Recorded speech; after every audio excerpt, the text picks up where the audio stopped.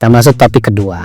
Sesudah kita tahu tentang hipotesis null dan hipotesis alternatif, maka kita akan melakukan uji terhadap data. Ada dua, yaitu uji T dan uji Z. Kita bahas dulu yang pertama, yaitu uji T. Uji T adalah uji statistik yang digunakan untuk menentukan apakah ada perbedaan signifikan antara rata-rata dua kelompok atau antara rata-rata sampel dengan nilai yang diketahui. Nilai ini sangat berguna ketika berhadapan dengan ukuran sampel yang kecil atau simpangan baku atau standar deviasi populasi tidak diketahui. Statistik uji T atau uji T satu sampel dihitung menggunakan rumus, ya. Nanti akan Anda lihat tampilan rumusnya berikut ini. Dalam rumus tersebut, X adalah rata-rata sampel, U atau mean, ya, yang untuk ini adalah rata-rata populasi atau rata-rata kelompok perbandingan. S adalah standar deviasi sampel dan N adalah ukuran sampel.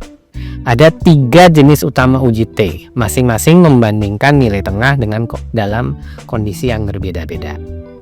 Ada uji sampel, uji T satu sampel. Uji ini membandingkan rata-rata satu sampel dengan nilai yang diketahui atau rata-rata populasi. Uji ini menentukan apakah rata-rata sampel menyimpang secara signifikan dari tolak ukur tertentu.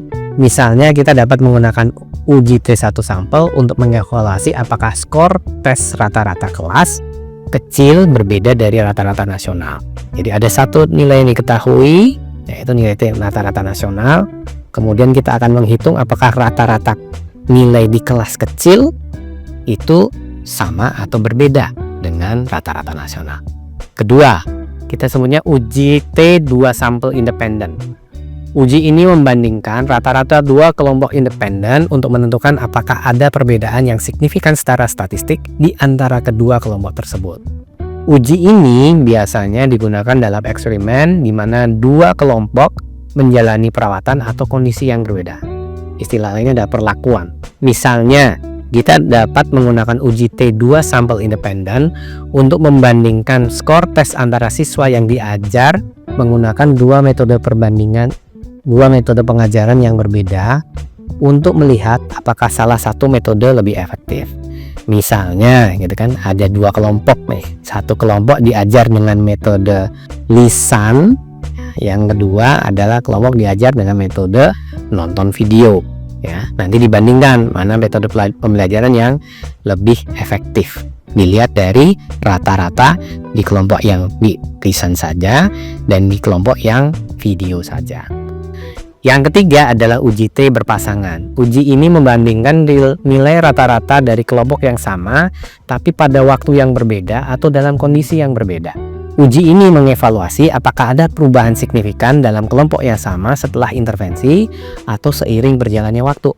Contohnya adalah mengukur kinerja siswa sebelum dan sesudah menerapkan strategi pembelajaran baru untuk menilai dampaknya. Jadi sebelum mulai, ya, satu kelompok ini diuji nilainya.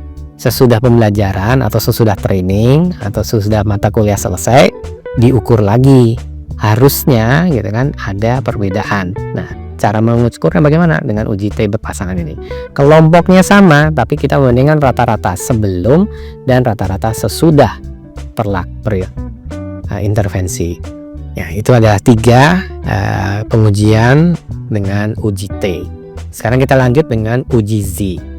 Uji Z merupakan uji statistik yang digunakan untuk menentukan apakah terdapat perbedaan signifikan antara rata-rata sampel dan rata-rata populasi, atau antara rata-rata dua kelompok jika varians populasi diketahui dan ukuran sampelnya besar. Sekali lagi ya, yang membedakan dengan uji T adalah pada uji Z, varians populasi diketahui dan ukuran sampelnya besar. Besar itu berapa? Lebih dari 30. Ini terutama digunakan ketika sampel melebihi 30 yang memungkinkan penggunaan distribusi normal untuk memperkirakan distribusi statistik uji. Statistik uji Z untuk uji Z satu sampel dihitung menggunakan rumus yang akan ditampilkan sesudah ini.